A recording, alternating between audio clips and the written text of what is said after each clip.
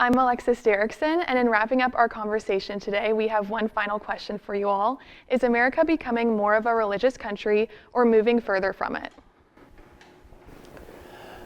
I think if you look at most of the religious data in America in terms of regularly attending religious services, most of the statistics seem to be moving in a downward trajectory, as I understand it.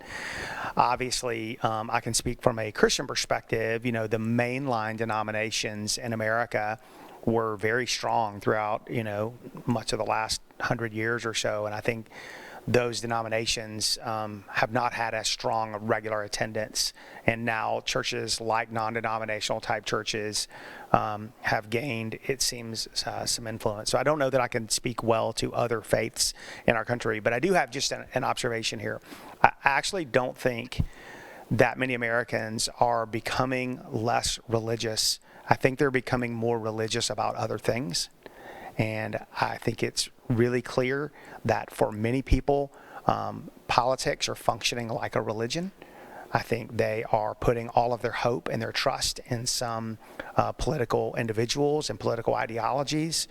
And I think if you look at their commitment to that, even some of their financial commitment, their commitment in other areas, I would say that might just be functioning as a different form of religion.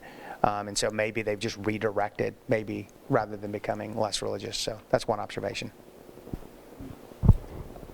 I'll go. The statistics I've seen in Judaism are kind of relatively the same. That organizational religion is on the downward slope. If you're looking at the spectrum of Judaism, on one side really is Reform, on the other side is Orthodoxy, conservatives right in the middle, and conservative Jewry is going away. So people are choosing to be what resonates with them. And so it makes my job more interesting because I want to connect people with something that feels good to their faith, connects with their core being, and something they can take with them.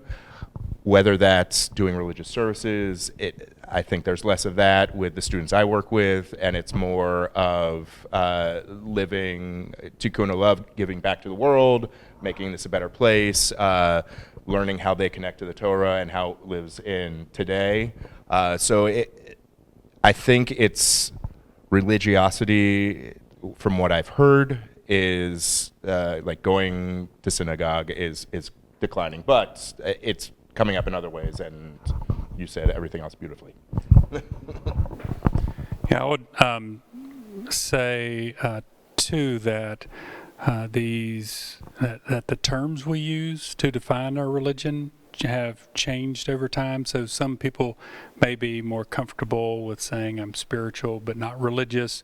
There's many articles written about the nuns, which basically is just a checkbox on a survey. Here are all the religions, and they're like, that doesn't fit me, but that doesn't actually mean that they don't have religious inclinations.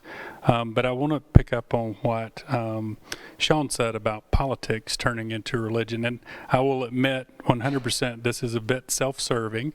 I have a book coming out in October where I've spent the last 6 years with President Trump's faith advisors, and this is an ethnographic depiction of their inner spiritual world.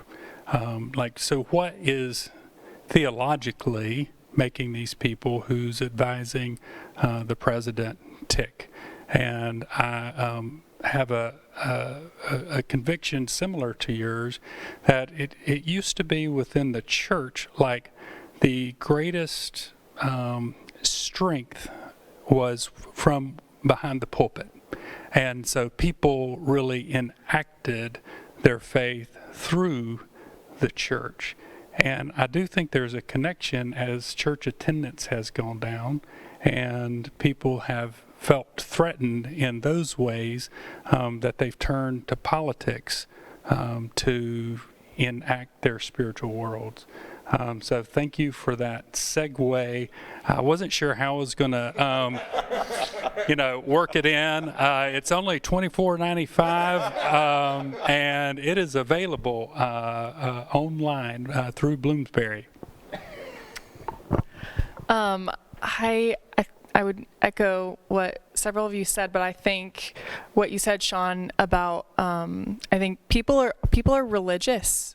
Everybody is religious to a certain extent, and I think we are worshipful creatures. We are godly creatures, and so that is our inclination. And so I think we throw around the term revival, but I think what I've noticed as a student on a college campus is that people have started longing for something more, and a lot of people are not sure what that is necessarily, but I think at least in RUF, we've definitely had an increase in attendance this year. Our numbers are growing exponentially, and our ministry is not about numbers, but it does just speak to what are students wanting these days? What are they longing for? Where are their hearts at? And I think there is just a desire for something more, and it may be that they're not satiated by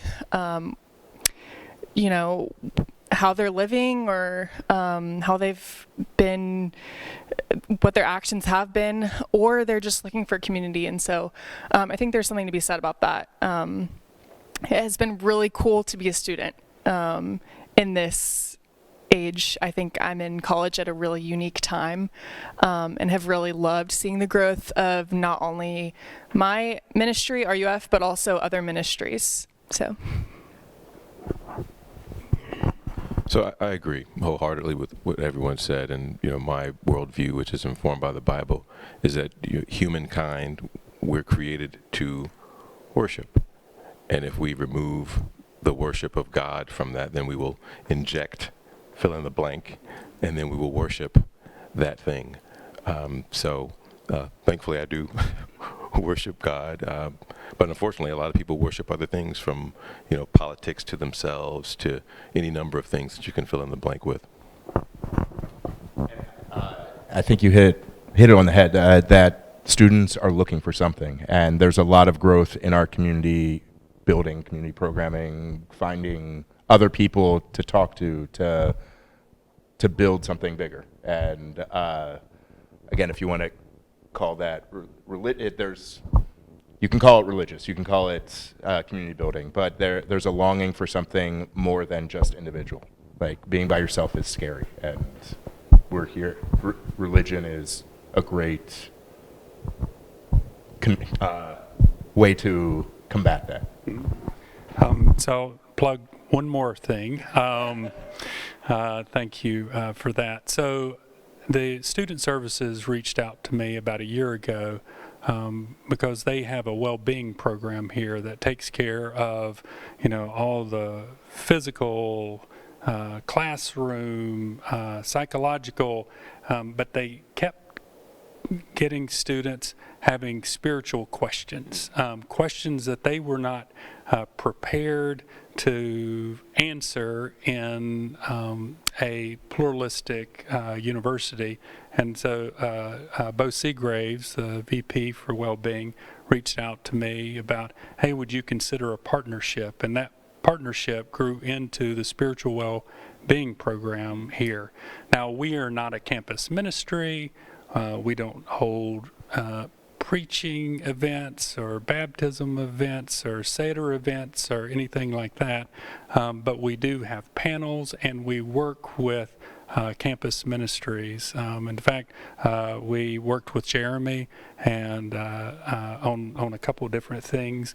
The spring break trip that we took was a group of 14 students from all the major faith traditions, and in that setting, we allowed one of the students to hold a prayer or some type of devotional thought from their native religious perspective.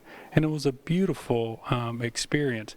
We got to hear, some of the Christians in the group got to hear for the first time a Muslim praying who translated their prayer into English. And they were shocked by how similar the prayer sounded to the same things they pray every morning. So I think that's just more evidence of religion's not dead. People have been predicting God's death for a very long time now, and it's still out there.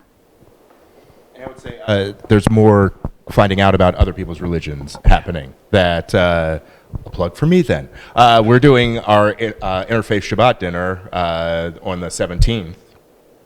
Yes, that's the Friday. And we talk to everybody that this is a time that creates that safe space, that anybody that wants to ask questions, please come in. That there's more, again, this is a special community, that there's more of that stuff happening here than I hear from my peers at other communities. And I don't want to say it's because we're the best, but I try to. I try to soften that blow. But there are these opportunities that aren't able to take place other places. And UGA is the leader in a lot of things, and hopefully we can be the leader in helping create those conversations outside of UGA and outside of Athens, that they take it to the different communities that they go to show that we are stronger together as a bigger country, as a bigger community. Yeah, absolutely. I think as well, we talked about the fact that the world seems a bit like a scarier place in some ways, and we're all aware of our mortality, right? We all wonder, is there more to this life than just this life? And it's interesting having someone in your generation as a part of this conversation, because in many senses, in the modern West, we've kind of accomplished the quality of life that everyone in the world longs for. And I think through that and the, even the humanistic mindset that's come from that, it just hasn't been fully satisfying to everyone, right? If I have the home and the clothes and the car and all the things that I thought were going to fill this longing inside of me, I think many people have experienced those things and found themselves still longing for something more. Mm-hmm. And so, that would be one of my observations as to why this maybe religious redevelopment or re-longing is coming along, is because we've tasted some things that we thought would satisfy us and they really don't. Yeah. And we still have an awareness that this life has an expiration date on it, and there's got to be more to this life than just this life.